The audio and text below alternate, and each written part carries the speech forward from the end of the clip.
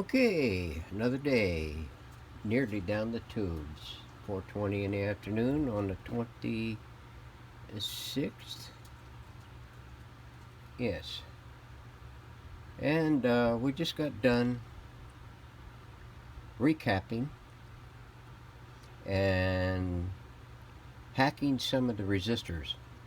Somebody said something to me in a comment about resistors. I don't remember offhand because I have to go back and read the notes. Um, but we had to get rid of that.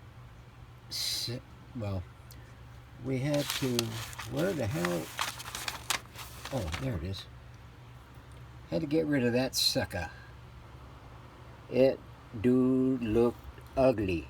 Well, it will more than looked ugly. It is ugly. And let's see what else was there. Oh, look at all the crap that came out of it. We got that resistor, that resistor, that resistor, whatever the heck that was, and I believe that's about it. And as far as resistors, we had that one. Let me get something that I can point with without sticking my fat finger, well, my skinny fat finger in there. We got rid of that resistor, that resistor, that resistor, that resistor. That one we got rid of a few days ago. And I believe that was it.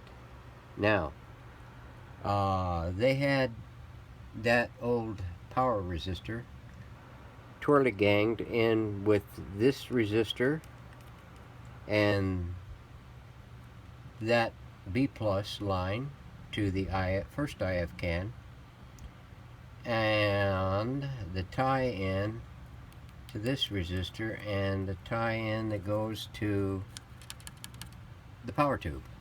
Well, I had to manufacture out of one of my minis a small single terminal board that I could tie all those together and attach it to the frame so it wasn't dangling out here in space.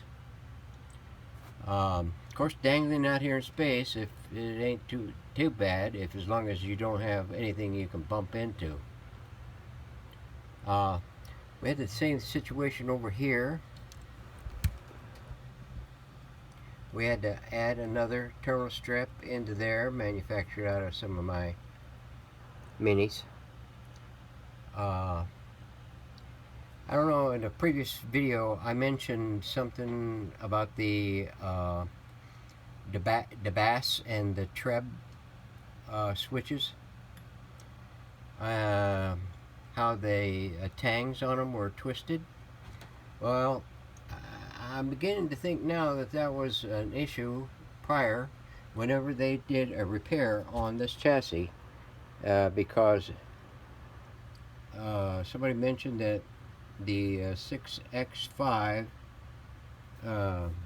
is notorious for doing severe damage to your thing, which was one reason why the transformer has been switched out. It looks very similar to an existing one, except it's got an ID tag on it, and it gives the ratings and connections to it.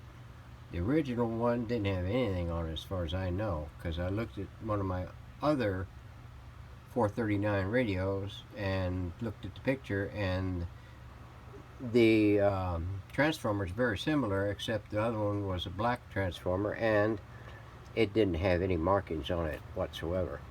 That is the original one.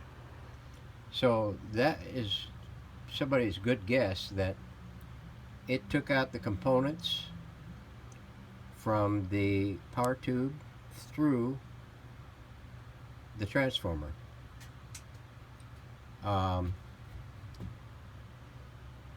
I'm not sure about what was up with the tone controls.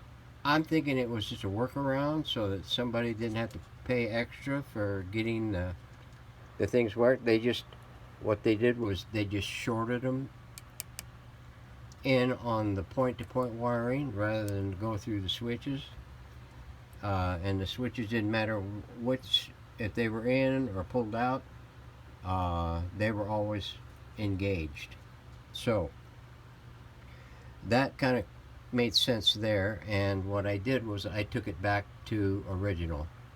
After a lot of head scratching and some time out to scratch my head and think about what the heck I was looking at, which is one reason why this extra terminal strip got put in, is because we had to make it. We had to go according to whatever it was shown, however it was configured in the schematic. So I believe I got that correct. Time will tell. Yeah, time will tell whether or not this thing is going to squeak or whether it's going to stroke.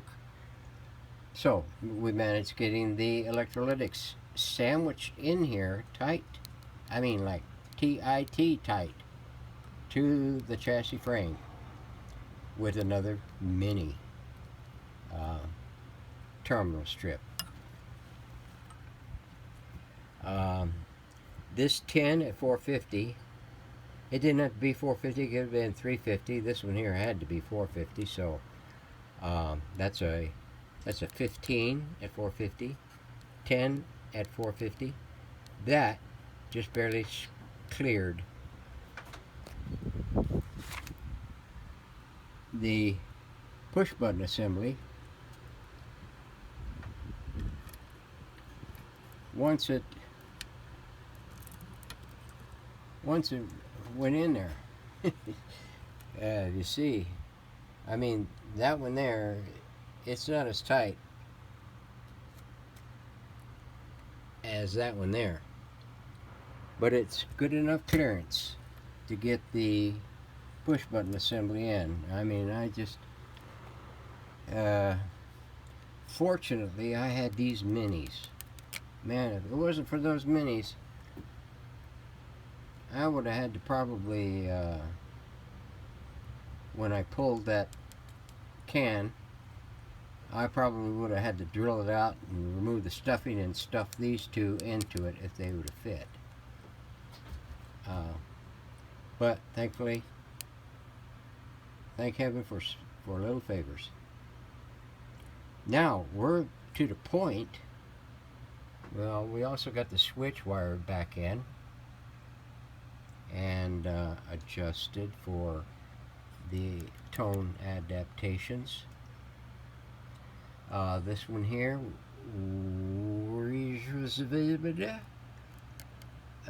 we got it tied back in to that point. This here went to this here is upstream of the field coil. Let's see, what else finaglings did we have to do? We had to take and shrink tube that spring because the old covering started fraying and coming apart, and so we got rid of it and put the shrink tube on it. We managed getting the IF threaded back in through that thing and connected into the A8 tube. We got all the caps in there. Now, what I am going to do probably this evening, if I don't jump back on the, is I've got the cabinet front sandwiched up to try to re-glue the laminate on the front because it was coming loose, and to get that little squiggle out of it. So now, either this evening or tomorrow, first thing or second thing, we're going to get that antenna coil